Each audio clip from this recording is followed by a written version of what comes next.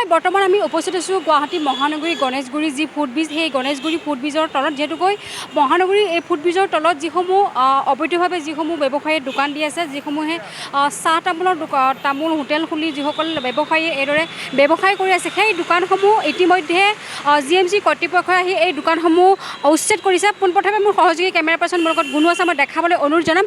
এয়া আপোনাক দৃশ্য দেখাইছে এখন দোকান, এগৰাকী মহিলাগৰাকীয়ে এইদৰে দোকানখন দি পিনে এইদৰে তেওঁ চাহ ভাতকে ধৰি ৰুটি ব্যৱস্থা আছিল এই দোকানখনত, কিন্তু তেওঁ এইদৰে পোহপালন দি আছিল নিজৰ ঘৰখন। আৰু এইদৰে এই ফুটপাথৰ যিসমূহ দোকানী সেই দোকানীসমূহে এইদৰে নিজৰ পৰিয়ালটো পোহপালন দিবৰ কাৰণে তেওঁলোকে এইদৰেই এখন অকণমান সৰুকৈ ব্যৱসায় কৰি এইদৰে দোকান দি চাহ তামোলকে ধৰি ৰুটি ভাত এইদৰে তেওঁলোকে দোকান দি বহু ব্যৱসায়ী এইদৰে ফুটপাথত তেওঁলোকে দোকান ব্যৱসায় কৰি আছিল। কিন্তু তেনে ক্ষেত্ৰত GMCয়ে যি আহি এই দোকানসমূহ উচ্ছেদ কৰিছে এইলৈ হয়তো বিমূৰত পৰিছে। এতিয়া আমি যিহেতুকৈ আমাৰ লগত আছে GMC বিভাগীয় কৰ্তৃপক্ষ আছে, আমি তেওঁলোকৰো মন্তব্য ল'বলৈ চেষ্টা কৰিম। আৰু যিহেতু যিসকল ব্যৱসায়ী আছে তেওঁলোকৰ দোকানসমূহ উচ্ছেদ কৰিছে বা কোনো ধৰণৰ জাননী নিদিয়াকৈ তেওঁলোকে কি মন্তব্য কৰে আমি তেওঁলোকৰো মন্তব্য জানিবলৈ চেষ্টা কৰিম। এইটো মানে নিৰ্দিষ্ট একো দিয়া নাই। ইয়াত আমাক কৈছে যে মানে এখন DCP ট্ৰেফিকৰ পৰা এখন লেটাৰ আহিছিল পুলিচৰ পৰা। সেই লেটাৰখনৰ ভিত্তিত আমি এখন লেটাৰ বনাইছোঁ। আজি 30 তাৰিখ হয়। 30 নঙৰ পৰা আমাক এইটো যিটো ফ্লাইঅভাৰৰ পৰা একদম 6 মাইল যিটো তাজ ভিভান্তা আছে এই জেগাখিনি ক্লিয়াৰ কৰি ৰাখিব দিছে। আৰু সেই অৰ্ডাৰৰ ভিত্তিতে আজিৰ পৰা আমি আৰম্ভ কৰিছোঁ, কিন্তু আমাৰ ৰাতিপুৱা 10টা বজাৰ পৰা আছিল। এতিয়া অলপ দেৰি হ'ল, যিয়ে নহওক আমি যিখিনি পাৰোঁ এইটো যিখিনি আমাৰ ড্ৰাইভ টু এভেকশ্যনৰ সেইখিনি কৰি যাম আৰু পাৰিলে কণ্টিনিউৱাছলি হ'ব এইটো। আৰু আপোনালোকে দেখিছে এইবিলাক গাড়ীয়ে ইয়াত ৰাখি থৈ যায়, পাব্লিক নাথাকে। এই জেগাডোখৰ পূৰা সম্পূৰ্ণ ব্লক, তাৰে সেইটো চাইডে কোনোবাই গাড়ী ৰাখিব, এক্সিডেণ্ট হ'ব। আৰু আমি নিজে চাফা কৰিব নোৱাৰে GMCয়ে। এনেকুৱা কণ্ডিশ্যনতো থাকিলেতো প্ৰশাসনেতো এইবিলাক ভাঙিব লাগিব। আৰু আদাৰৱাইজ যদি তেওঁলোকে নিনিয়ে আমি এইটো ৰাতি ডাম্পাৰত উঠাই নিয়াৰ ব্যৱস্থা কৰিব লাগিব। মানে এইবিলাকত নটিচ নালাগে।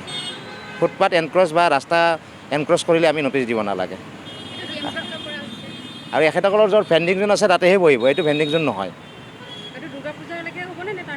এইটো মানে কণ্টিনিউৱাছলি মানে দুৰ্গা পূজাৰ পিছলৈকে চলিব এইটো। আৰু আজি গণেশগুৰি ফ্লাইঅভাৰৰ পৰা কৰিছোঁ। এইটো তাজ ভিভান্তা 6 মাইল। কি কয়? হয়, এতিয়া সদ্য এইখিনি দিছে আমাক। পৰৱৰ্তী সময়ত আমাৰ GS ৰোডৰ গোটেইবিলাক যিখিনি আলোচনা চলি আছে এইটো ন' ভেণ্ডিং জোন ঘোষণা হ'ব। আৰু GS ৰোডত যিখিনি পাৰে মানে দোকান উঠাই দিবলৈ দিছে।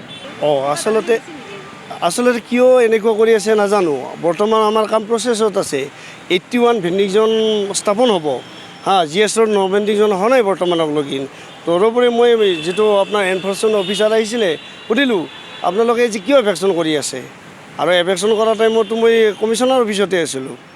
এতিয়া আমিতো 2014 চনৰ 5 মাৰ্চত আইন হৈছে, আইনমতে আমাৰ ভেণ্ডিং জোন হৈছে, ধুনীয়াকৈ কাম চলি আছে। তাৰ মাজত যদি এইটো উচ্ছেদ কৰি আছে ইয়াৰ কাৰণ কি আমি ধৰিব পৰা নাই।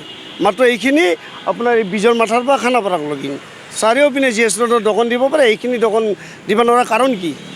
এই গতিকে মই এই এপ্লিকেশ্যন লিখিছোঁ, কালেক্টৰ ছাৰক এতিয়া লাগ ধৰিম। আগতে মানে কি যে এইটো ক'ত আগতে মৌখিক জাননী নহ'লে ৰিটাৰ্ণ হওক। আজি মই ক'লোঁ কিয় কৈছে বোলো কথা পাতিম বুলি কৈছে কালেক্টৰ ছাৰ, মহন্ত ছাৰে কথা পাতিব। তথাপিও আমি এখন এপ্লিকেশ্যন দি আহোঁ, ইয়াৰ কাৰণ কি, কিয় এভেকশ্যন কৰি আছে। বৰ্তমান বন্ধ কৰিব দিছে। আমি কালেক্টৰৰ তাতে যাম, এতিয়া যাবহে। ৰিটাৰ্ণ দিব লাগিব কিবা কাৰণ। আৰু আমাক যদি কোনোবা VIP মানুহ আহে আমিতো এনেই বন্ধ কৰি দিওঁ। বোলো আপোনালোকে 2-4 দিন বন্ধ কৰক দোকান। আমিও জানো গুৱাহাটীৰ সৌন্দৰ্যটো। প্ৰত্যেকজনতে মানে হেৰি কৰি 4জন কৰি মানুহ হেৰি দিছে, মেম্বাৰ দিছে। মেম্বাৰক জনাব লাগিব কিবা এটা ভেণ্ডিং জোন ভাঙি দিয়ে জনাব লাগে। কিন্তু কোনো ধৰণৰ তাৰমানে ভাঙা ছিষ্টেম কৰাৰ মানে হেৰি দিয়া নাই, কোনো মেছেজে দিয়া নাই। নেদাকে এনেকৈ ভাঙিব নোৱাৰে, মেছেজটো দিব লাগিব যে তেওঁলোকে যিহেতু ভেণ্ডিং জোনত জন ভেণ্ডৰ মানে হেৰি পাতি দিছে, তেওঁলোকক জনাব লাগিব যে আমি এইটো এৰিয়াত ভাঙিম। এতিয়া ক'ব কি যদি ভাঙে বস্তুটো কি আলোচনা হ'ব লাগিব, মানে কেনেকৈ ভাঙিব, কিয় ভাঙিব, ভাঙাটো কণ্ডিশ্যন আছে। সেই কণ্ডিশ্যন আলোচনাৰ মাজতে ভাঙিব। এনেকৈ যধে মধে ভাঙি নহ'ব, আহিব ভাঙিব তেওঁলোকে, সেইটো কথা নহয় ন। মোৰতো বহু বছৰ, মোৰ 30 বছৰ হ'ল গুৱাহাটীত। ফুটপাথত দোকান দিয়া 25 বছৰ হ'ল, চলি আছোঁ। আজবাও আমি জন্ম দিলোঁ, চলি আছে, ভাল কাম চলি আছে। এতিয়া মানে সুবক্ষণ আছে আৰু আমাৰ আজবাৰ পক্ষত। তাৰ পাছতো যদি এনেকৈ এভেকশ্যন কৰি থাকে আৰু গতিবিলাক বেলেগ মুড ল'ব। কি ক'লে বন্ধ কৰিব দিলেতো আমি বন্ধই কৰোঁ। আজি সুধিছোঁ পূজাৰ কাৰণে বন্ধ কৰিব লাগে, আমি বন্ধ কৰিম, কোনো কথা নাই। হয়তো পূজাত মানে গুৱাহাটীখন সৌন্দৰ্য লাগে, জাক জমক লাগে, যোৱাবাৰো পূজাত বন্ধ কৰিছোঁ। আমাৰ প্ৰধানমন্ত্ৰী ডাঙৰীয়া আহিলে বন্ধ কৰোঁ, ৰাষ্ট্ৰপতি আহিলে বন্ধ কৰোঁ, মানে যিকোনো মানে নিৰাপত্তাজনিত কাৰণত যদি বন্ধ কৰিব দিয়ে আমি স্বেচ্ছাই বন্ধ কৰোঁ। পূজাৰ কাৰণে পূজাৰ আগৰ পৰাই কৈ আছে, বহুত দিন আগৰ পৰা। পূজাত ক'লেতো বন্ধই কৰিলোঁ হয়, এতিয়া পূজাক লৈ এসপ্তাহ আছে, এতিয়া পইচাই লাগে, মানুহৰ ল'ৰা ছোৱালীক লৈ কাপোৰ লাগে, পূজা বিহুত পইচা লাগে আমাক। তাৰ আগতে যদি বন্ধ কৰে আমি লোনৰ কিস্তি দিব লাগিব, আমাৰ চিভিল বেয়া হ'ব। চাওক, আমি যদি চৰকাৰে দখল দিছে, প্ৰধানমন্ত্ৰী ডাঙৰীয়াই আমাক PM ছনি দিছে হা, যদি আমি লোন মাৰিব নোৱাৰোঁ আমাৰতো চিৰ যুগক লৈ কিনে আমাৰ চিভিল বেয়া হ'ব। চাওক, ইফালে লোনো দিব, ইফালে দোকান দিব নোৱাৰে। আপুনি চাওক ব্যৱস্থা কৰি, আপোনালোকে অলপমান এই বিষয়ে আপোনালোকে আৰু মাতক, আমাৰ গণতন্ত্ৰ স্তম্ভই মাতক, আৰু কিটো লিগেল কিটো ইনলিগেল। নমস্কাৰ, মই অজয় ফুকন, আৰু এইখিনিতে সমূহ এনি ভাৰত চেনেলটোৰ যিসকল কৰ্মকৰ্তা আছে সকলোৰে মোৰ ফালৰ পৰা শুভেচ্ছা জ্ঞাপন কৰিছোঁ। অসমৰ আচলতে সংবাদ জগতত নতুনকৈ আচলতে এটি আত্মপ্ৰকাশ ঘটিছে আমাৰ নিউজ চেনেল এনি ভাৰত, আৰু এনি ভাৰতৰ এটা খুব ধুনীয়া এটা অনুষ্ঠান হ'বলৈ গৈ আছে। সকলোৱে জানে, আমাৰ সকলোৰে মৰমৰ হাৰ্টথ্ৰব জুবিন গাৰ্গৰ গানে কি আনে, আচলতে জুবিনদাৰ সেই গীতৰ আধাৰত আমাৰ হিৰুদাই লিখা সেই গীতটি গানে কি আনে, এই গানে কি আনে নামৰ এটি তেওঁলোকে সাংগীতিক ৰিয়েলিটি শ্ব' কৰিবলৈ গৈ আছে। আৰু 15 আগষ্টৰ পৰা গোটেই আৰম্ভ হ'ব।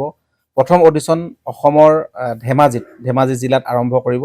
গতিকে সমূহ যিসকল প্ৰতিভা আছে, যিসকলে গান ভাল পায়, যিসকলে তেওঁলোকৰ নিজৰ প্ৰতিভা আচলতে দেখুৱাব বিচাৰে, এই ৰিয়েলিটি শ্ব'ত গানে কি আনে এই প্ৰতিযোগিতাত অংশগ্ৰহণ কৰক, আৰু খুব ধুনীয়া আপোনালোকে সুবৰ্ণ সুযোগ লাভ কৰিব। লগতে ইয়াতে পুৰস্কাৰ আছেই, বিভিন্ন ধৰণৰ উপহাৰো আপোনালোকে লাভ কৰিব, আৰু লগতে এগৰাকী প্ৰতিষ্ঠিত আচলতে এগৰাকী শিল্পী হিচাপে অসমৰ সাংস্কৃতিক জগতত আপোনালোক প্ৰতিষ্ঠা লাভ কৰিব। গতিকে গোটেই অনুষ্ঠানটোলৈ মোৰ ফালৰ পৰা শুভকামনা থাকিল, আৰু লগতে এই অনুষ্ঠানটোত আপোনালোকে অংশগ্ৰহণ কৰিব। আমিও আছোঁ, আৰু সকলোকে আমি লগ পাম। ধন্যবাদ।